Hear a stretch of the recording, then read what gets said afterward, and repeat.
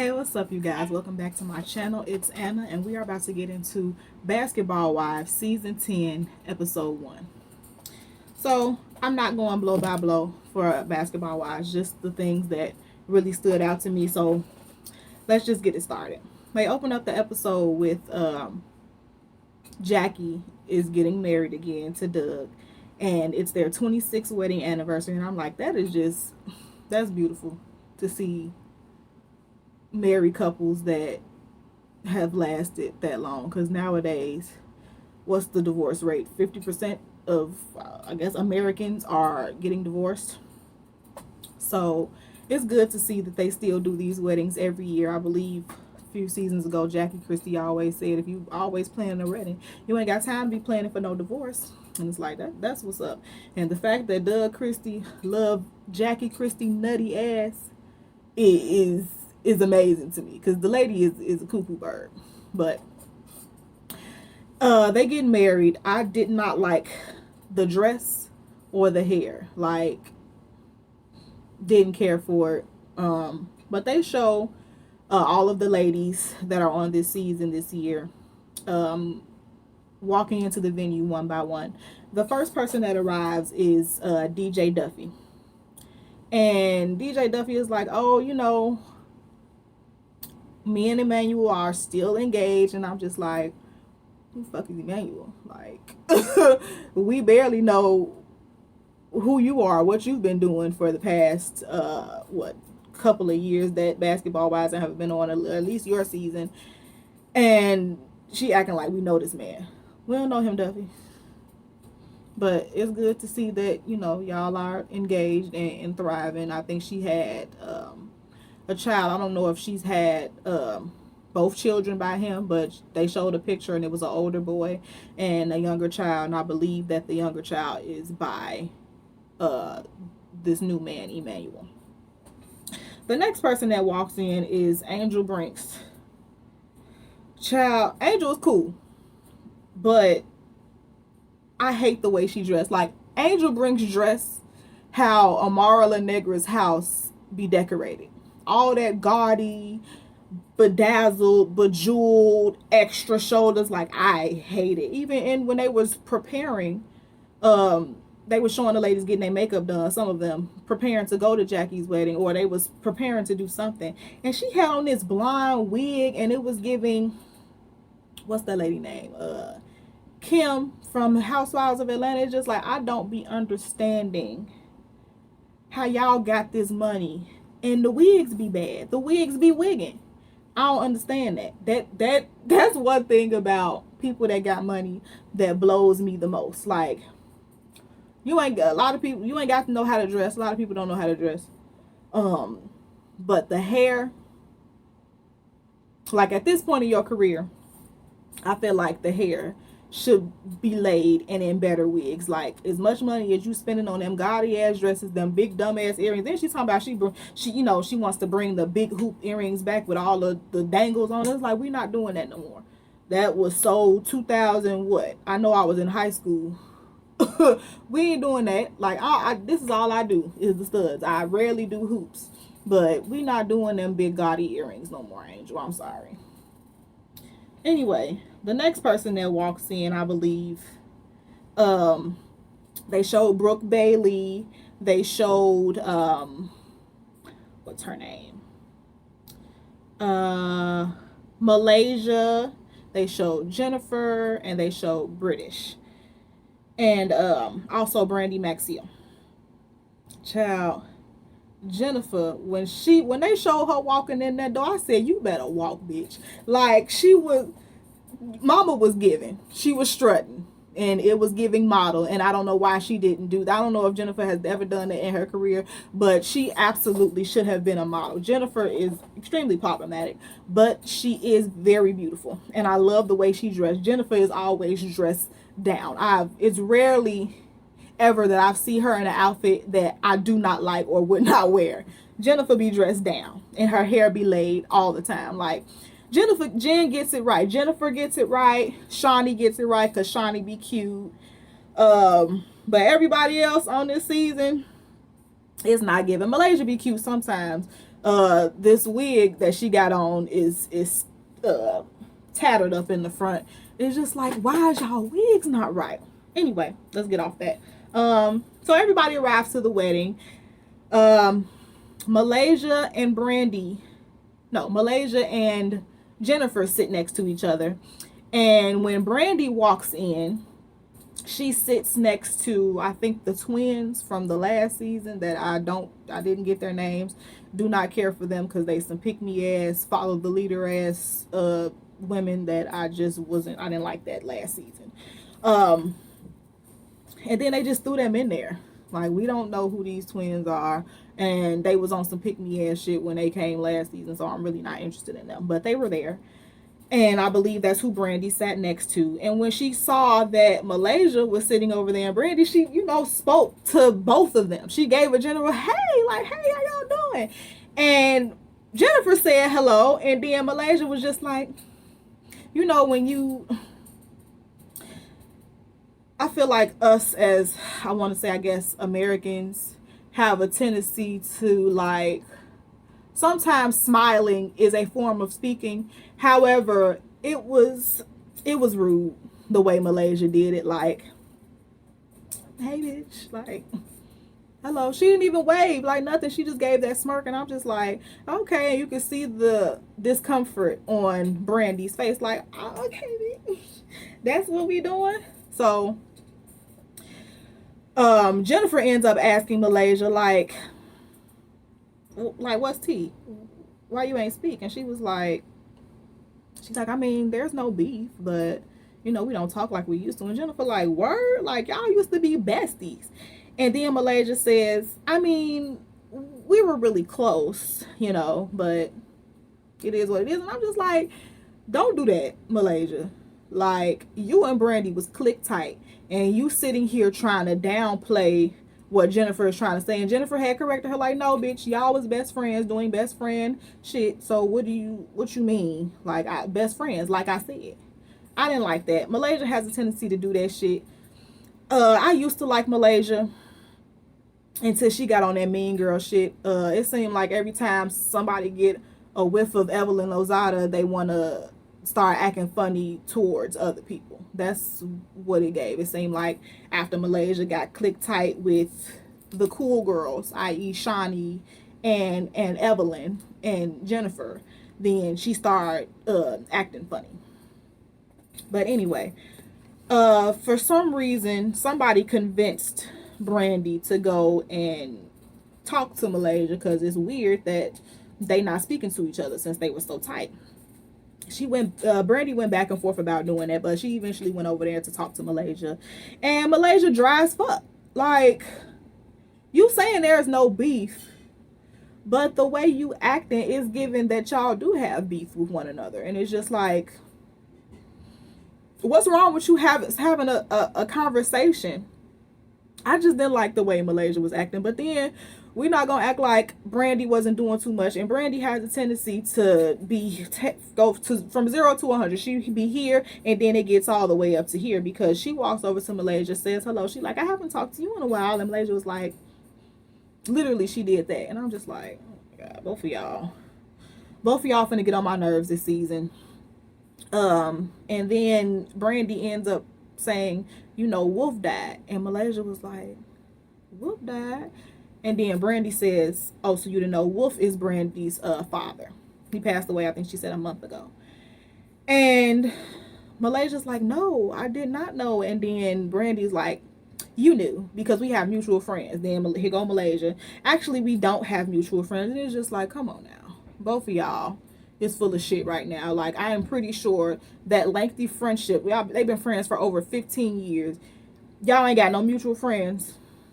I mean, it's possible, but given the circle that they run in as far as basketball wives is concerned, y'all got some mutual friends. So it didn't pop up on your timeline at all. Like, I'm not saying that Malaysia did not know, but Malaysia doing this fronting like they wasn't as tight as they were. And I don't rock with that shit. It's weird, and I hate when Malaysia does that goofy shit. So after she confronts her after Brandy confronts Malaysia about that, she gets an attitude and walks off, and Malaysia decides to leave, causing an even bigger scene. It's just like, you don't want to make it about you. However, you just abruptly left, didn't say bye to nobody, so of course somebody's gonna run after you. But you could have easily walked up to Jackie. Hey Jackie, you could either made up some shit. Hey, I gotta go see about my kids, or I gotta go run and do this, I left the iron on, something. But you kind of made it a little bit about you by just up and leaving like that, knowing that somebody is gonna follow behind you, especially Jackie, because she's the queen of, let me go check on my good girl, let me go check on my sis. So she explains to Jackie she's leaving because my energy isn't right, and me and Brandy just got into it, and I really just don't have the capacity to even deal with that right now because I got my own shit going on. Understandable that she got her own shit going on, but I feel like it's a way that you do shit, because it's feeling like this was for a scene. Anyway, let's cut to Jackie saying that Doug is going to be coaching now for the Sacramento Kings. So he's starting this coaching job, I guess, shortly after they get married, I guess within the next 2 to 3 days. And she gonna have some nasty sex with him before he leave. And when she sits down with Malaysia to have lunch, she ends up picking Malaysia's brain about her ex-husband Gennaro, who is also now a basketball coach, former basketball player. And Malaysia said, child, he ain't gonna have no time, honey. Like, he always on the road. If he not on the road, he got to go train somebody. If he not training somebody, he doing this and this and that. And Jackie is like, God damn, that would be hard for me.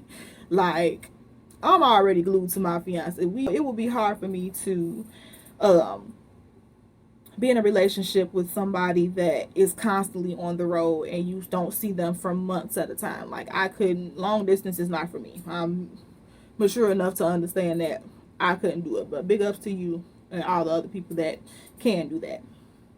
And then Malaysia ends up segueing into basically the things that she's going through. And Gennaro is not paying child support. I got a wild hair up my ass for men who create children, don't be with the woman no more, and then don't think that they should pay child support because they get the kids every now and again. Like, I still need my ends. I still need my ducats. Like, you not sending me, shout out to Bonnie Blue. You're not sending no money, like nothing. And then Malaysia talking about, well, she don't want to go to the courts about it. Like, so you're going to give yourself an aneurysm trying not to have this black man in the system, when it's just like, well, that's what the system is in place for. Like, no, we don't want to do it. However, like, to the own detriment of yourself, like, that don't make sense. I really can't stand it, especially when the men have the money to do so.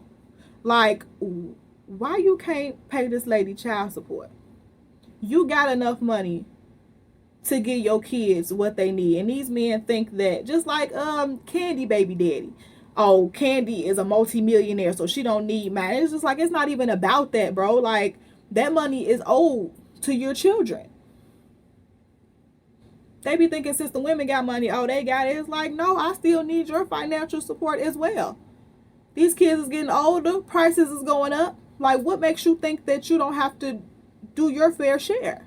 I can't stand it, especially, I don't know what annoys me more. The men that actually have the money to do so and refuse to do it, or the men that will duck and dodge a real job, i.e. getting paid under the table, just so they don't have to pay child support or get their wages garnished. It's just like, I need y'all to be more selective about who you put your semen in. If you don't want to pay. Like, I don't know how long Plan Bs have been around, but condoms have been around for a long time, and they're not always 100%. And of course, abortion laws are crazy right now. However, you laid down as well and had these children. So why don't you think that you're responsible? They think getting the kids is that substitutes money, and then half the time the kids don't even be with your ass when they at your house. They be with your mama or the damn nanny or anybody else but you. Child, I'm going off because I'm speaking from a personal place. Like my daddy dodged child support. And me being young, my mama asked me, hey, do you want me to continue to keep him on this, or do you want me to let it go? And as a child, and still trying to, have hope that my daddy is, gonna do better with himself, I said, go and take him off. Like, I don't care. But I could have used that $400 a month.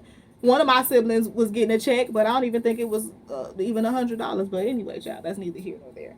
I don't appreciate that shit, especially for the men that have careers and just decide, I don't need to do that. I don't need to put no money into this. Like, fuck out of here. I'm tired.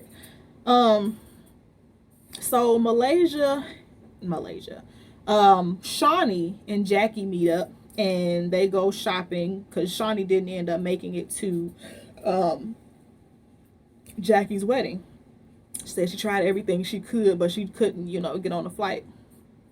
So she promised Jackie that when she got in town that they would go have a girls' day. So they go shopping, chop it up. Shawnee tells Jackie about her new man and how everything just fell into place, and it felt different with this relationship more than any other, date that she had been on. Something felt different about him. So then Jackie, of course, tells Shawnee that